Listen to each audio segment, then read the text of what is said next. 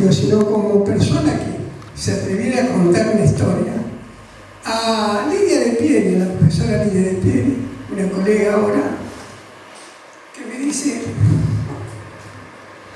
yo sé cómo fueron las cosas. ¿Y por qué las sabés? Porque uno de los caballeros era pariente de mi marido. Y me acordé que ella Lidia de Pieri de caballero. Y este texto dice así: cuando Dionisio Caballero miró mal a Brígido Caballero, nadie dijo: está bien, es una cuestión de caballeros. Pero muchos lo pensaron. Pero después, cuando Dionisio le perforó la nuca de un balazo, muchos dijeron: sí, era una cuestión de caballeros.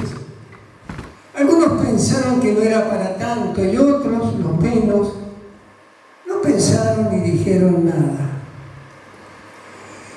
Dionisio miró mal a Brígido Caballero la tarde que Brígido miró bien a su nieta Lucinda. Los caballeros llevaban el mismo apellido, pero uno era de la rama que había venido del norte, del Paraguay tal vez, y el otro del sur. No tenían parientes ni amigos comunes, solo ese apellido que los distinguía del resto de los habitantes de kilómetro 210, donde para distinguirlos decían el viejo caballero por Dionisio o caballero el joven por Brígido. Fue Lucinda la que atrajo a Brígido al campo de Dionisio. Fue esa niña alta de formas para el embeleso que trajo embobado a caballero el joven, como algunos decían y no dejaron de decir por mucho tiempo, incluso después de la tragedia.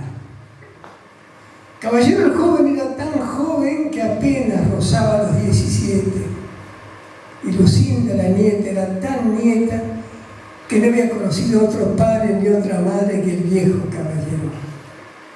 Estaba también su hermano Silvano, pero el viejo solo tenía ojos para Lucinda, porque había jurado ante el cadáver de su hija cuidarlos, pero sobre todo ella, porque los hombres se cuidan solos, como decía el mismo Dionisio, cada vez que Silvano se iba a una bailanta al Colorado y volvía 2 días después. En cambio, Lucinda no había salido nunca de la chacra, pero Brígido, que vivía cerca, había adivinado sus formas una mañana de pleno sol y se había acercado hasta el alambrado del campo de Dionisio y le había hablado a Lucinda, y Lucinda le había respondido con una risita nerviosa que después, por la tarde y por la noche, no se había podido quitar de la cabeza. Tirado en el catre, boca arriba, fumando, pensaba en ella. Y el otro día también siguió pensando en ella. Y cuando quiso acordarse, acordó que en los últimos días solo había pensado en ella.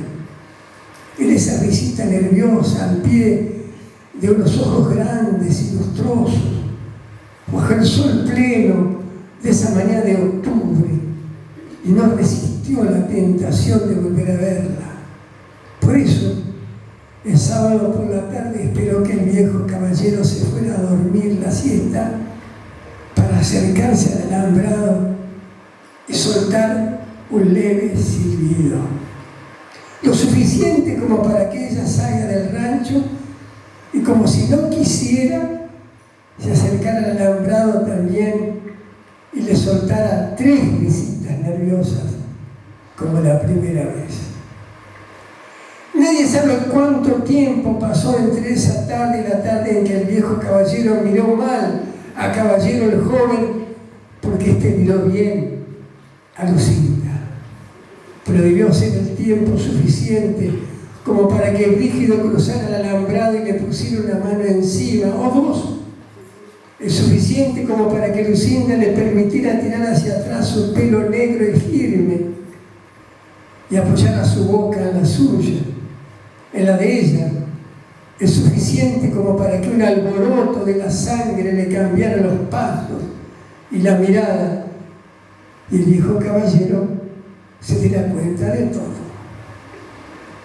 Lo que todos recuerdan, sí, lo que todos saben, es el día o la noche en que el viejo Dionisio, con el rifle en la mano, saltó el alambrado y cruzó el campo de Brígido Caballero, y no lo encontró y cruzó otros campos y otros alambrados, y no pudo dar con él ni con su nieta Lucinda.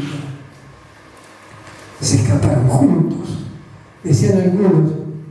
Y el viejo decía que no, que él la había llevado por la fuerza, que una criatura como la Lucinda solo se la podía llevar por la fuerza, que ella solo tenía 12 años, apenas 12 años, aunque el cuerpo lo desmintiera, aunque el cuerpo les dijera todo que ella era una mujer. Y Dionisio y Silvano, el otro nieto, el hermano de Lucinda, amagaron entrar en el monte, pero no entraron. Prefirieron esperarlos con el rifle y 2 o 3 cuchillos y una cuchilla, porque eso no se hace.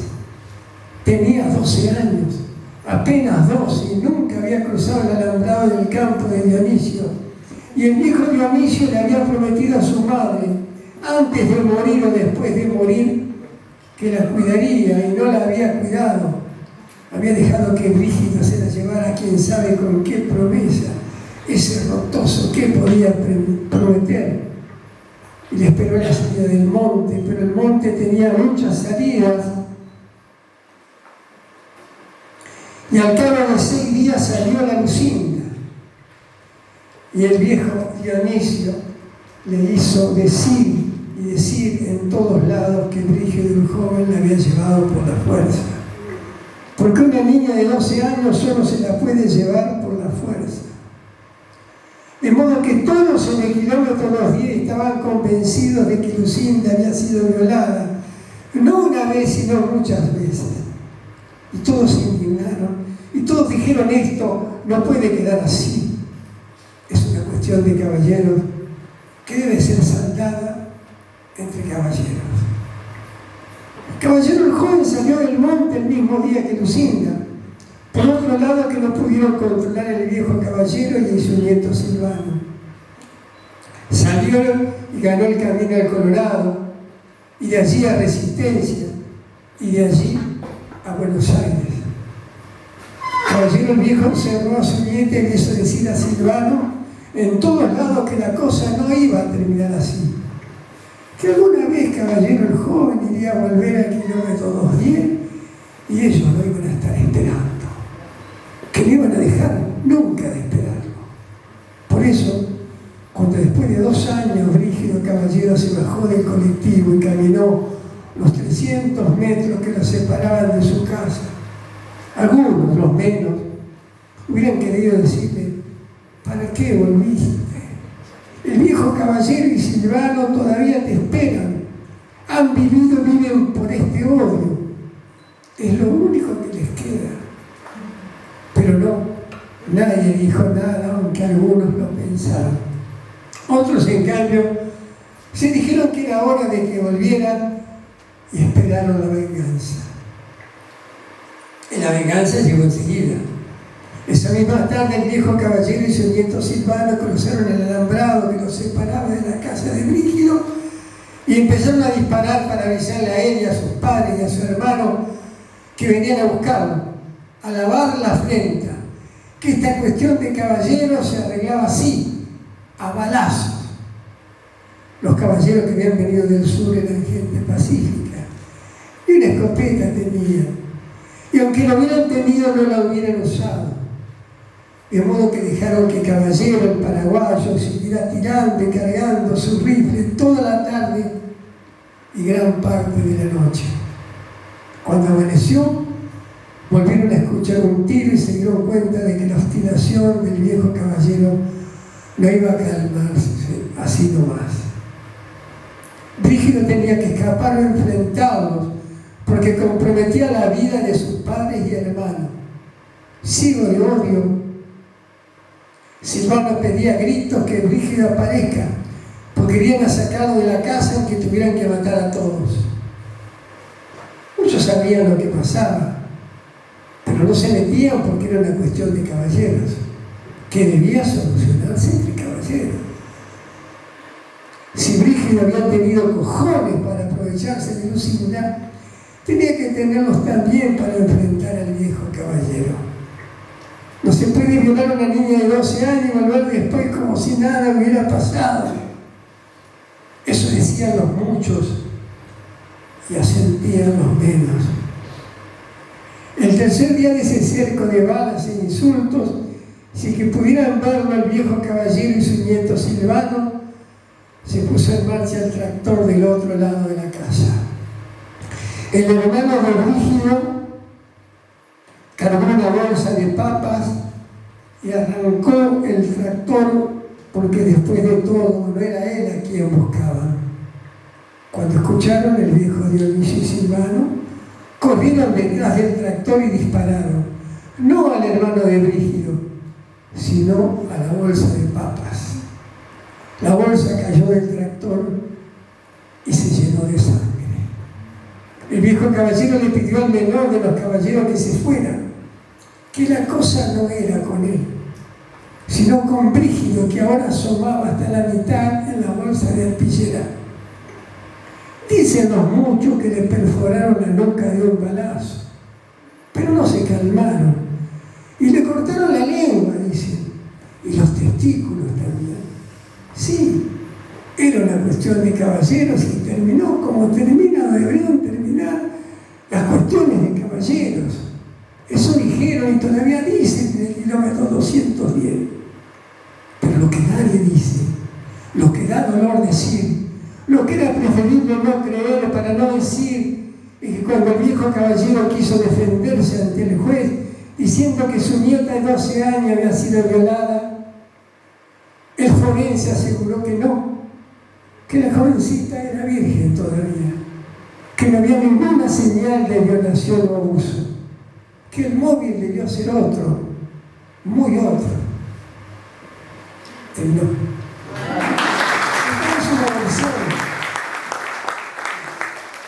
Es una versión de un crimen, así me lo contó la familiar de la víctima, pero fue horrendo. Eso tal cual. Los crímenes de aldea tienen una característica: son muy torpes y son muy crueles. No son profesionales. Esta gente mata estúpidamente y enseguida lo descubren, ¿no? Ocurrió también otros casos en el Colorado, como el de Dardo Gualina por un caso de homofobia, ¿no? No pude escribirlo porque me costó mucho, me cuesta mucho entrar en esos temas. Y otro cuento que quiero leerles, que también nació de un posteo en marzo de 2023, y que curiosamente, se anticipa algo que hoy los argentinos estamos viviendo, ¿no? Que es el caso Loma. Pero este tiene otra cosa, otra connotación. A veces me da miedo escribir porque digo cosas que después se cumplen. Una vez escribí una novela que se llamaba Nadie detiene las ambulancias, y después me enteré que usaban las ambulancias para llevar ropa. Bueno, La Nena es un cuento que nació en un posteo. Estaba muy aburrido, una noche me desvelé y escribí La Nena. Le dijo la mami y ella no dijo nada. Solo agarró el celular que le puso en una mano y siguió quieta en el asiento trasero del coche. Quieta hasta que su mami salió del auto y entró en la habitación que estaba al lado de la cochera, un lugar donde la nena no había estado nunca, pero le generaba mucha curiosidad. La mami tenía estas cosas. La de salir con ella a esa hora de la tarde, caminar y caminar por una avenida, comprarle un helado Palito, acariciarle el cabello mientras lo lamía, sonreírle de costado como para obligarla a ella también a sonreírle. Pero ella no siempre tenía ganas de sonreír. Después caminaban y la mami compraba algunas cosas en un súper y al final buscaban un remis y volvían a la casa poco antes de que Alfredo también llegara. Pero no fue así. No hubo helado Palito ni compras, ni remis. Solo hicieron 3 cuadras por la avenida hasta que se pararon en una esquina Y esperaron un poquito nomás. Y apareció este auto blanco. Y su mami la sentó atrás y subió a las risas en el asiento de adelante junto a un hombre que le hacía morisquetas por el espejo retrovisor. Quédate aquí que enseguida volvemos, le había dicho su mami. Pero ella no quería jugar con el celular. Quería bajarse y saber dónde estaba. La aburría ese lugar oscuro. Tanto que cuando su mami cerró la puerta de la habitación, dejó el celular en el asiento y se bajó del coche. Primero movió el picaporte de la puerta, pero no pudo abrirla. Entonces marchó hacia la cortina que protegía la entrada de la cochera y salió a la luz de la tarde. El caminito enripiado el caminito era enripiado en las otras habitaciones con la luz de la tarde. Al caminito enripiado y a las otras habitaciones con cochera que había en el lugar. Estaba llena de curiosidad. A los 3 años solo se tiene eso, curiosidad. De modo que tomó el caminito hacia la salida sin saber que estaba saliendo. Solo le divertía la idea de recorrerlo todo, de mirarlo todo, como si el mundo fuera una gran golosina. El muchacho que cuidaba la entrada del motel asegura que fue alrededor de las 5 que vio a la nena cruzar la barrera y ganar la calle de acceso. En realidad, asegura, no se alarmó porque pensó que la nena no era de ninguno de los ocupantes transitorios del motel, sino que tal vez era hija de una vecina del lugar que entró a curiosear y salió enseguida. Cuando la vi salir, declaró ante el fiscal: nunca imaginé que alguien pudiera traer a su hijita a un motel. Lo cierto es que la nena ganó la calle. Anduvo unos 100 metros y se detuvo frente a un super kiosco que tenía en la puerta la imagen de un helado palito. Ahí estuvo hasta que Ángela la vio y le sonrió y la nena le señaló el cartel. Entonces Ángela le compró varios helados palito y después se fueron juntas. Ángela le apretaba la mano y le hablaba, pero la nena solo lamía el helado palito y estaba feliz porque ahora no sabía a dónde iban y todo la maravillaba. Lo cierto es que cuando la mami salió de la habitación y vio la puerta abierta del asiento de atrás, no se volvió loca, sino que empezó a buscarla en todas las direcciones y abordó al muchacho de la entrada. Este le dijo que sí, que había visto a la nena salir, pero hace rato, como 2 horas. La vio ganar la calle hacia la derecha. También le dijo que no estaba permitido traer menores al hotel. Pero ella ya no lo escuchaba porque salió corriendo. Y corriendo llegó al super kiosco y siguió corriendo porque su nena no estaba en ninguna parte. En ninguna parte, por más que ella preguntara aquí y allá. Cuando lo veía llorando al motel, vio el auto blanco que se acercaba. Subió y le dijo que no estaba por ninguna parte y empezó a golpear el tablero y a golpearse a sí misma y lo hizo durante varios minutos. El hombre estaba pálido, desconsolado. No paraba de decir: qué mala idea fue traerla con nosotros, qué mala idea. La idea no era mala, lo corrigió ella, la idea era juntarnos otra vez los 3, como antes, con su papi y su mami, y ver si podíamos volver, porque ya no aguanto más, Alfredo. Pero la nena no los necesita. Está feliz con la abuela Ángela, que ya le dio el tercer helado palito y lee cuentos que ella no entiende mucho, pero le fascina escucharla. Le fascina esta abuela que la hace reír, que después le prepara papas fritas y más tarde la acuesta a su lado y la hace dormir y no se pelea con nadie. No grita como su mami cuando se pelea con Alfredo, ni insiste en que vaya con ella a encontrarse con un hombre extraño que asegura que es su papá, un hombre que la nena nunca vio o no recuerda haberlo visto antes. un antes que a ella no le interesa conocer. Y es por eso que no extraña a su mami, ni a su supuesto papi, ni a Alfredo. Y le dice a la abuela Ángela a su manera, con las pocas palabras que maneja y con muchas caricias que quiere quedarse aquí, con ella y para siempre, para que le haga papas fritas y lea esos cuentos que tanto le hacen reír. Y la abuela acepta, mientras corren las cortinas de la ventanita que da a la calle.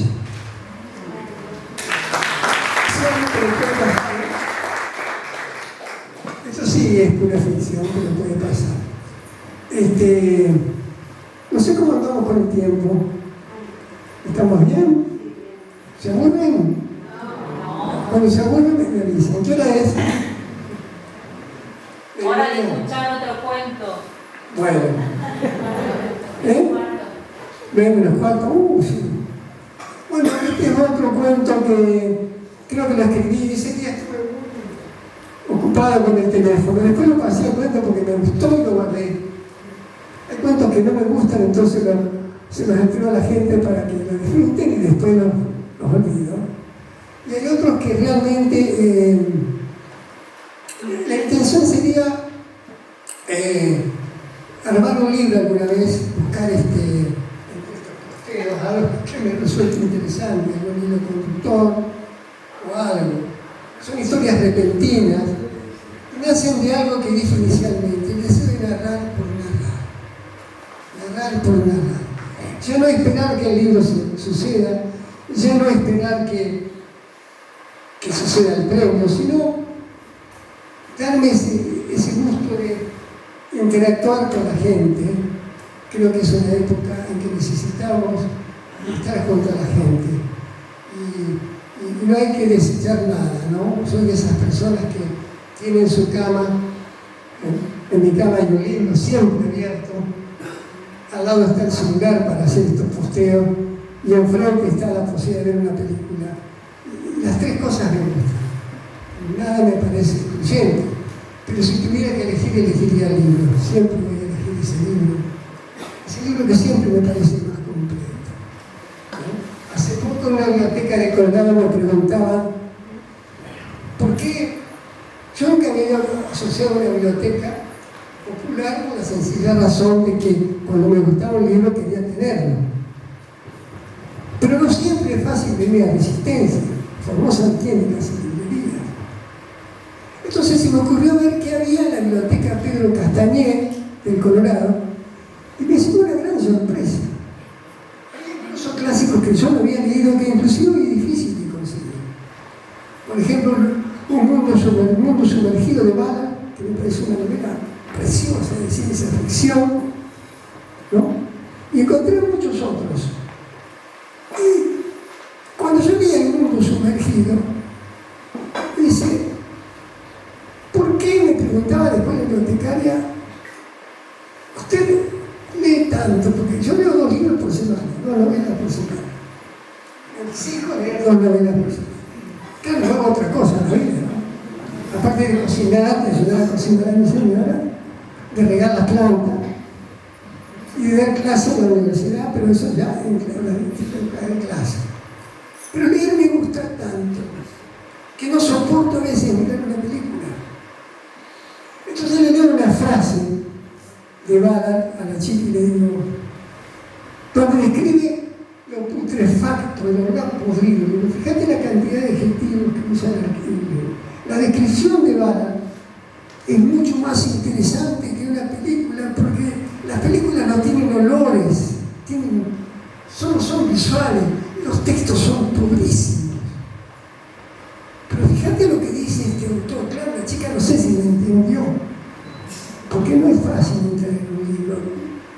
No es fácil entrar en un libro. Voy a leer un cuentito también que surgió de un posteo. Era un título que yo tenía, que era ¿qué hiciste en la luna? A veces aparecen estas curiosidades, ¿no? A veces yo hablo de la génesis de los textos, porque también puedo coincidir con otra gente que escribe o no. Siempre que quise ponerle a un libro ¿qué hiciste en la luna? partir de esa idea de que en la luna no pasó nada, pasó muchas cosas. Pero la verdad, señores, es esta. En el barrio se dice que Roger estuvo en la luna y mucho antes que los yanquis. Pero claro, ellos tienen prensa. Y además mienten, porque nunca llegaron. Porque en el barrio todos sabemos que el único que estuvo fue Roger, pero no podemos decirlo fuera del barrio por temor a que los espías de los yanquis vengan a buscarlo y lo maten. A mí me gusta hablar con Roger porque es un tipo que lo vio todo, que estuvo en todas partes y en todos los tiempos. No como el resto de los vecinos que nunca salió de su casa. A veces nos vamos con la manada a escucharlo. Él quiere que vayamos así todos juntos y nos abre feliz la puerta de su casa. Enseguida le pedimos ver el cohete y nos lleva hasta el fondo del patio donde está la nave que utilizó para llegar a la luna. No es muy grande, es más bien pequeña, un poco más alta que Roger. Tiene una puerta con candado. Perdón, me ría. Por seguridad, nos explica Roger. Uno nunca sabe si los rusos o los chinos no te vienen a robar tu idea. Enseguida nos hace una demostración. Se mete en el cohete y se sienta, enciende las luces de afuera que titilan como un arbolito de Navidad. Es realmente hermoso, rojo y brillante. Roger le puso un ventilador porque hace mucho calor. A veces en verano Roger no quiere entrar y solo nos cuenta cómo llegó a la luna. Lo único que nunca nos pudo contar es qué hizo en la luna, porque en la luna no hay nada. ¿Qué hiciste en la luna?, le pregunto. Entonces, él se queda pensando y pensando, y se pone muy triste y no me contesta. Se queda así un largo rato, como si no pudiera volver a estar entre nosotros. Entonces nos vamos, en silencio, nos vamos. Es un texto que salió de una observación. Ustedes saben que yo viví en Concepción del Uruguay. Una de las cosas que hacemos siempre los congresenses, toda la vida es ir al Palacio de San José. No sé por qué, porque desde chiquito ya me torturaba y se daban al Palacio de San José. Y siempre todos tenemos una historia diferente sobre Urquiza. Mi padre lo odiaba. Mi padre decía que había fornicado a todas las mujeres de sus soldados y les había hecho hijos, que era un miserable. La leyenda negra de Urquiza. Pero eso no sería nada si no fuera porque los guías no dicen siempre lo mismo. Un año te dice una cosa, un año otro día te dice otra. Entonces yo inventé este disparate que dice confiar en el guía. Pensemos que nos está guiando hoy en Argentina. El 11 de abril de 1870, a las 7 de la tarde, según la historia, 50 gauchos entraron en el Palacio San José y después de someter a la guardia, asesinaron al general Justo José de Urquiza. Uno de los balazos le atravesó el maxilar y se incrustó en el cerebro. Urquiza reconstruye la escena todos los fines de semana. Los turistas asisten entonces a una versión del crimen mucho más animada que las que registran las crónicas de la época. El guía se empecina en dramatizar los gritos de los gauchos asaltando la casa del expresidente, los viva López Jordán, muera el traidor Urquiza, hasta es capaz de hacerles ver los puñales, las tercerolas, sentir el olor de la pólvora, escuchar los gritos de las hijas y el llanto estremecido de Lola, la mujer legítima. Al cabo de un tiempo, el guía se advierte que ha perdido interés en la anécdota. Entonces la cambia. Ya no son 50 gauchos ni las consignas que gritan son las mismas. Ahora entran en silencio, sigilosos, mientras atardece sobre el palacio. El general está de espaldas. se entrega sin atinar a nada.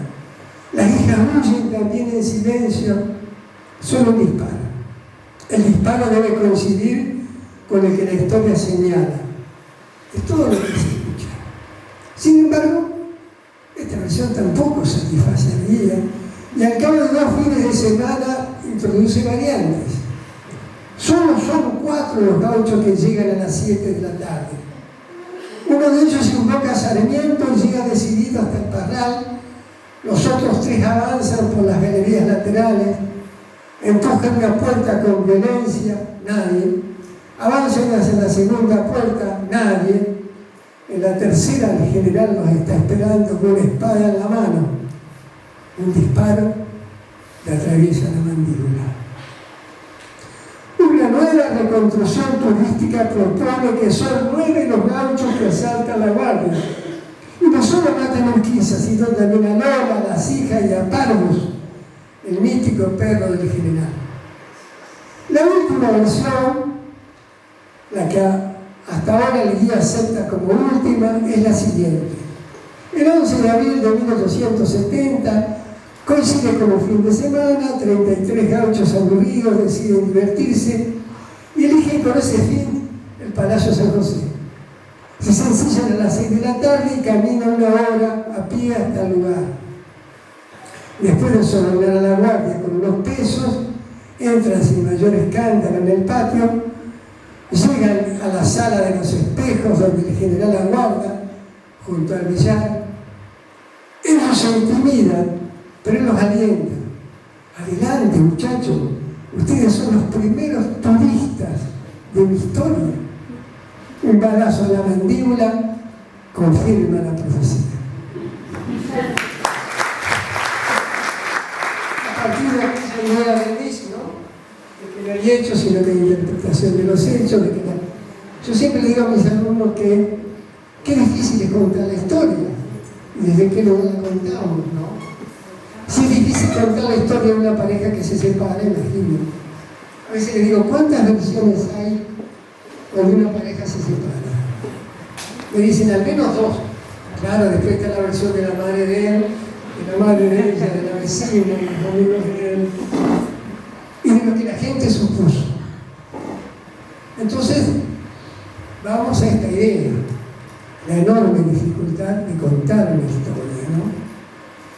Bueno, ¿alguna pregunta? ¿Algo que quiero decir?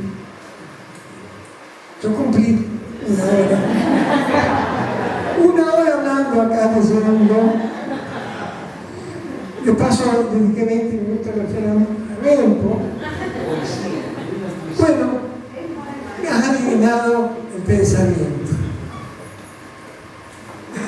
Este libro, que se lo debo a Tuti, reúne mi obra poética. Yo siempre pensaba cerrar esto como una poesía. Y no voy a decir la verdad. Contra todo lo que se diga sobre el narrador Andrea, yo la poesía es mi género perfecto.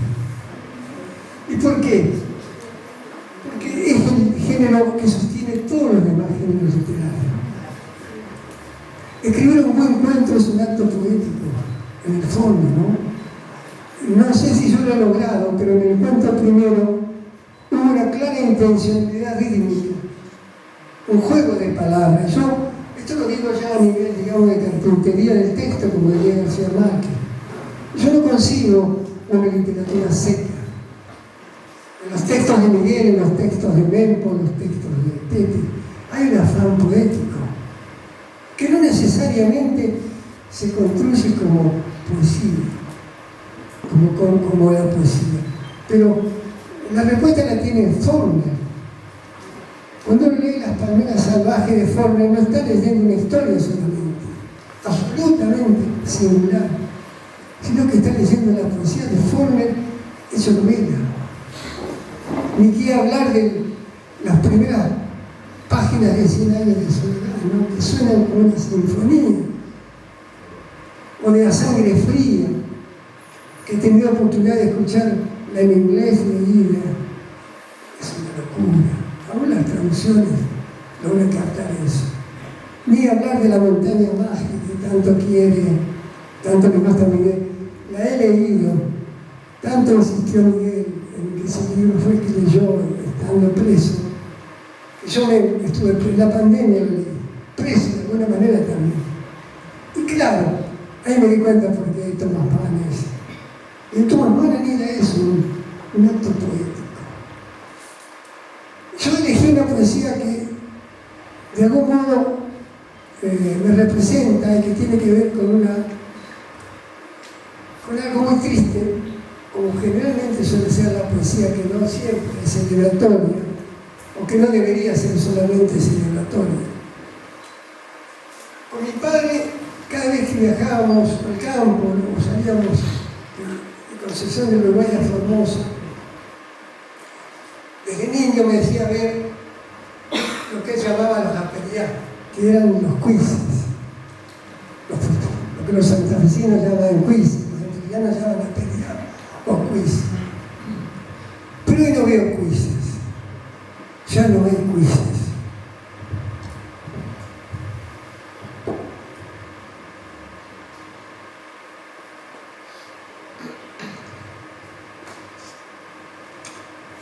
Ya no hay quizzes, amigos. Ya no hay quizzes, amigas. Ya no hay esos ojitos vivaces a orillas de las rutas. No los veo con su ropa selvática arañar el pavimento, darle luz a los yuyales, desafiar la cordura, morder el cielo. No existe ya. Se ha ido en medio de la neblina tóxica, del fuego indiscreto, como si no importaran a nadie. Ay de nosotros cuando la vida ya no importa, cuando vivirán solos en una intemperie llena de negrura, y el viento y el agua y la sangre están envenenados. Ya no hay quizzes, amigas mías. Lo que equivale a decir: toda inocencia debe ser arrollada, sacrificada al son de las campanas. Todo es tóxico, todo será tóxico, también las palabras, sobre todo las palabras que callamos, que escondemos debajo del mantel, los días que no vendrán y el futuro encerrado en una botella descartable. Todo es tóxico, como la mirada de la persona que amabas y ahora regresa con un cuchillo, como tu amigo que se va con tu novia al motel de la esquina, como la profesora que maltrata a sus alumnos porque ya nunca volverá a ser como ellas, como el vecino que estudia tu esqueleto para venderte un ataúd, como un burócrata enroscado a su silla. Ya no hay quizzes, amigos campesinos. Ya no hay quizzes, amigos camioneros. Nada que nos recuerde la tímida sonrisa de Dios, el bello de los ángeles, las caricias del sol sobre las cosas. Toda inocencia debe ser aniquilada. La de los niños con ojos de quizzes, la de los viejos con ansiedad de quizzes, la de las madres que parecen que paren quizzes, la de los artistas que pintan quizzes en las paredes públicas de todas las ciudades.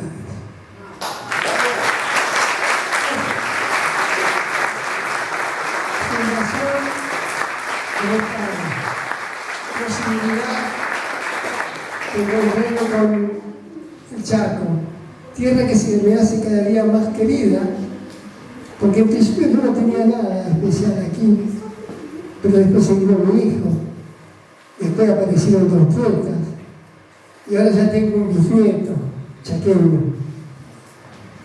Y bueno, en el foro estaremos trabajando en una de estas ideas, ¿no?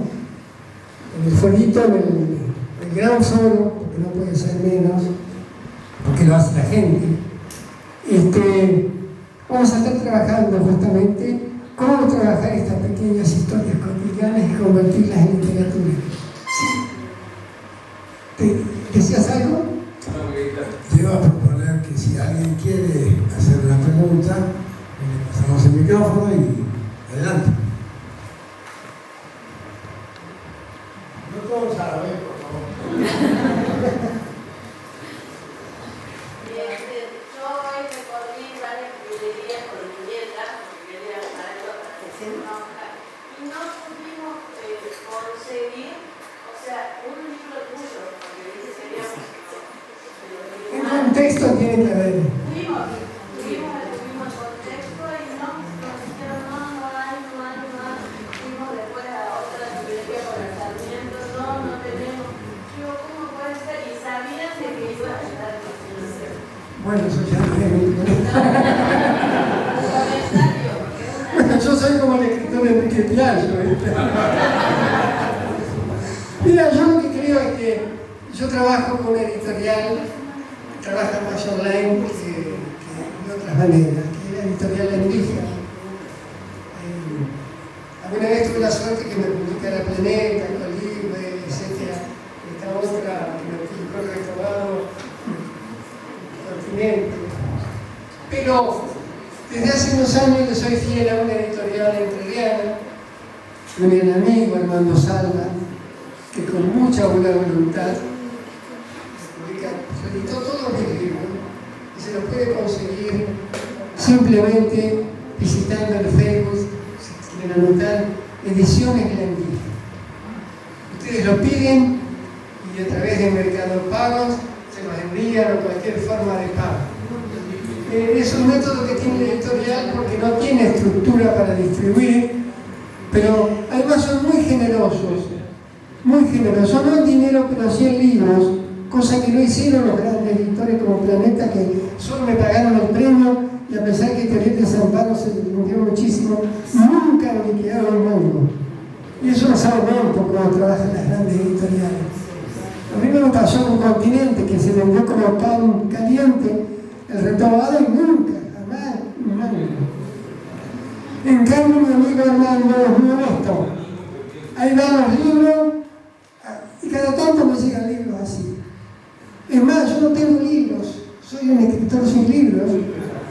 Raro, ¿no? Porque cuando era un escritor pobre y me editaba yo los libros, tenía todos los libros conmigo. ¿No? Es más, a veces me da vergüenza porque en el corredor me piden algún libro y quiero regalar y no tengo. Me dejé nada más que los primeros ejemplares de cada edición. Pero están los libros. Ustedes simplemente ponen Ediciones Endija y ahí están todos. Les voy a decir que están todas las novelas, salvo las que publicó Contexto, que son, este libro se llama Desorden del Día, es una antología poética que reúne toda mi producción poética. No mires nunca la cama, lo publicó Contexto, pero no sé si todavía les queda. Y Crímenes de Aldea, que es un libro que yo quiero muchísimo, porque ahí está el libro de cuento que leí primero, y es un libro que me llevó mucho trabajo, porque a través de muchos años fui guardando información sobre crímenes ocurridos en distintos lugares del litoral, no necesariamente asesinatos, sino también hay un cuento como Lucrecia que habla de la venta de personas, ¿no? Una persona muy cercana a mí me dijo una vez, cuando yo tenía 14 años, mi madre me quiso vender a un gitano. Mejor dicho, no, me quería cambiar por un auto. Y realmente ese comienzo, eso que va a ir latiendo hasta que el año pasado, hace un año, lo escribí. Pero, sí, es todo un tema, el tema de la distribución y la presencia de los libros, ¿no es cierto? Uno quiere ir a una librería y encontrarse con los libros. Acá tenemos la biblioteca de la Asociación Universitaria de Eduardo. Bueno, ahí está. De manera completada. Bueno. ¿Hay una pregunta ya? Sí, maestro, una consulta sobre la temática de hoy de narrar por narrar. Recién ya lo respondió la pregunta que le iba a hacer, que tenía que ver con, aparte de narrar, ¿no es cierto?, hay que investigar sobre una temática, hay que ver qué recursos vamos a utilizar para no repetir los mismos recursos. Si nos puede contar un poco sobre eso, sobre su trabajo a la hora de descubrir sus textos, cómo lo hace, en qué piensa a la hora de hacer esa difícil tarea. Bueno, yo creo que si vamos a separar las cosas, la poesía es un género que yo escribí mucho hasta 2010, más o menos, este poema es de 2010. 2015, perdón. La novela es un trabajo muy... Yo me costó mucho llegar a la novela. Después que llegué a la novela no quise hacer otra cosa. Pero me costó mucho. Hay muchos intentos fallidos en el camino. Hay muchos textos defectuosos o yo me cansaba, me aburría. Me acuerdo una vez una frase que me gustó del Turco así que dijo: hay que tener mucho aliento para escribir una novela. Pero como el proyecto es uno mismo, y ahí me di cuenta de algo, que el Turco lo que hizo fue hablar de sí mismo. Entonces, Santo Oficio de la Memoria es un ejemplo de cómo se puede sostener un libro tan extenso. Cuando uno en realidad, más que escribir una novela, está haciendo una especie de terapia. A mí me pasó con la música en que trataba. Nunca pensé que se iba a convertir en una novela. Yo entré en una crisis, sin justificaciones, a veces como son las crisis, porque si la tengo claro, ya no es una crisis. Tenía todo, pero no tenía nada. Entonces me senté en el patio de mi casa, porque como no me hace psicoanalista en el Colorado, aparte había una vez, pero nadie quiere hablar conmigo. Hay una chica joven que fueron mis alumnos y dijo: no se le ocurra dormir. Digo, pero no sean tan respetuosos, che. Y bueno, la vez en que flotamos en la terapia, por supuesto que yo la conté en tercera persona. Tenía que ver con cuestiones que solo yo podía resolver, que no se las podía contar a nadie, porque eran hasta casi vergonzosas. ¿Cómo te vas a enamorar de una prima? A mí ya que no, ¿cómo va a ser? Entonces era una cuestión a resolver. Y el personaje daba, porque la tercera persona me permitía, pero no me permitía ventilar todas las cosas que yo quisiera. Ese fue un descubrimiento en la novela. Las grandes novelas son mucho más que la historia que se cuenta. El escritor pone todo en una novela. Cuando yo leí Santo Oficio de la Memoria, digo, ya no necesito hablar con él, pues ya sé quién es. Hasta me causaba gracia porque tomaba textos míos, cábalas que yo también tenía. ¿No sentimos eso? A veces, lo que yo nunca busco una historia en una novela, lo que busco es qué hay detrás, quién es el tipo que me está contando la historia y qué personaje está construyendo. Claro, por ejemplo, cuando escribí Rincón Bomba, tenía que ser muy serio porque tenía que atenerme a lo que tenía. Entonces, cuando tuve toda la documentación, que no era mucha, sobre Rincón Bomba, lo que hice fue distribuirla en el texto como un collage. Por eso lo puse lectura de una matanza. Y el punto de vista es un lector que intenta entender qué pasó.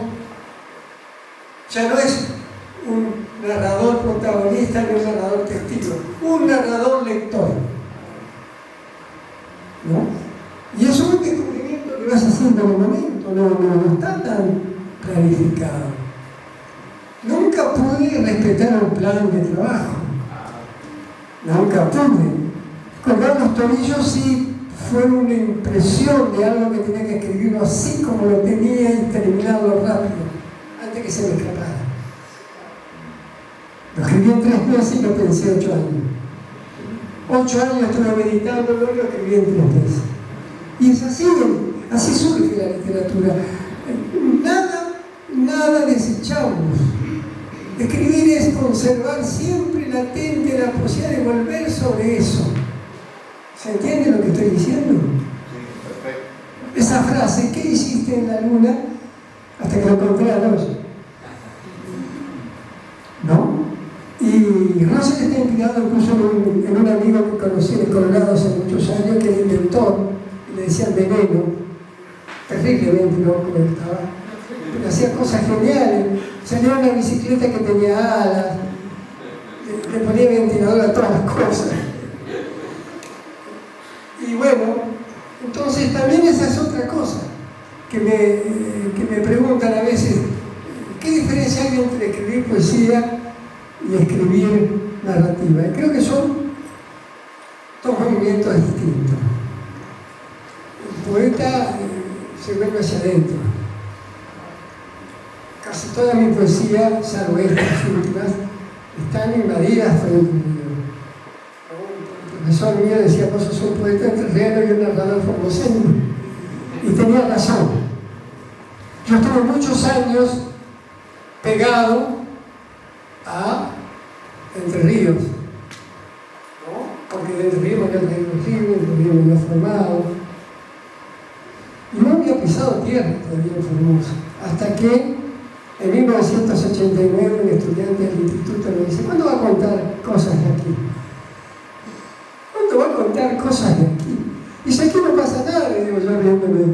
¿Cómo que no pasa nada? Dice, esta noche váyase a Chanchito Duarte y vea cómo los viejos cruzan un colchón de brasas de 30 centímetros de alto y no se queman. Digo, ¿qué estoy haciendo que nunca se me ocurrió ir a Chanchito Duarte? Y descubrí que Colorado era el mejor escenario, que no necesitaba tener un Macondo, que la historia estaba ahí.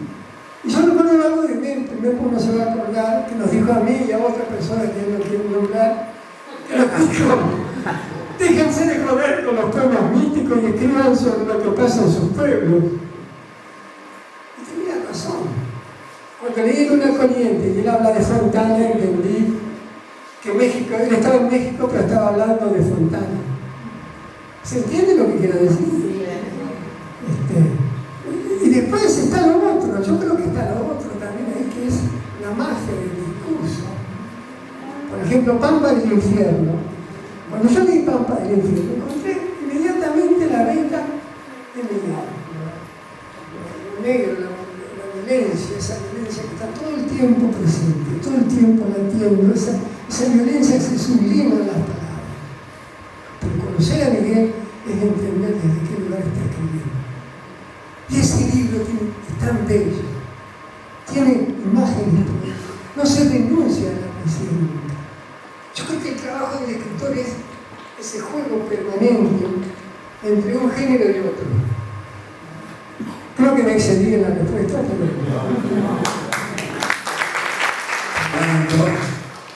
Y alguna vez te lo dije en una feria, no sé dónde era, que vos cuando hablas esas cosas, en realidad estás dando cátedra, estás enseñando eso en la vida. El docente que tiene este adentro, el maestro que tiene de literatura, por eso además en la presentación que hice me ocupé de poner todos los títulos que tenés, porque aparece en esto, ¿no? Maravilloso. Sí, yo creo que hay algo que fue para mí determinante, que es haber hecho teatro. Cuando yo tenía 17 años, estaba en quinto año, vamos con mi amigo en el teatro. Entonces pasé de ser ese adolescente cerrado sobre sí mismo, bastante temeroso, a ser excesivamente osado. Manejar un poco las manos, manejar un poco la voz, intentar. Mis clases son así. Cuando tengo, claro, obviamente los hago participar a mis alumnos, si no sería un mordio. Pero con mis chicos tengo esa relación hermosa de saber que somos una cosmovilla. Una vez le digo a mis alumnos, estamos ahí en la conocés, digo, asómense. Arriba veíamos pasar por la avenida con viejo. ¿A cuánta gente en la que hay creen ustedes que le interesa la literatura? Y se rieron. Bueno, somos pocos, le digo, pero tenemos que creer en esto. O sea, hay una apuesta a generar entusiasmo. Yo no creo mucho en que se pueda enseñar literatura. Artes incluso lo ponen en duda. Yo creo que lo que hace Tete, lo que hace Mempo, lo que hacen los escritores que visitan el mismo foro, es crear un estado de entusiasmo. Yo no creo que se pueda llegar a la literatura si no es a través del entusiasmo, ¿no? A veces en el departamento de letras, mis amigas siguen todavía embarulladas con Grace y con toda ese estructuralismo. Digo, ¿por qué no hablamos de otra cosa? ¿No? ¿Por qué no hablamos de otra cosa? Hablamos de lo que tiene de humano la vida, de lo caliente que tiene la vida, lo que tiene la literatura y los periodistas.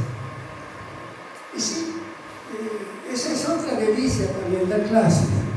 Bueno, ojalá pueda venir aquí a seguir dando clases cuando me jubile en la universidad. ¿De jugar con lo no dicho, ¿no es cierto? Bueno, algo más.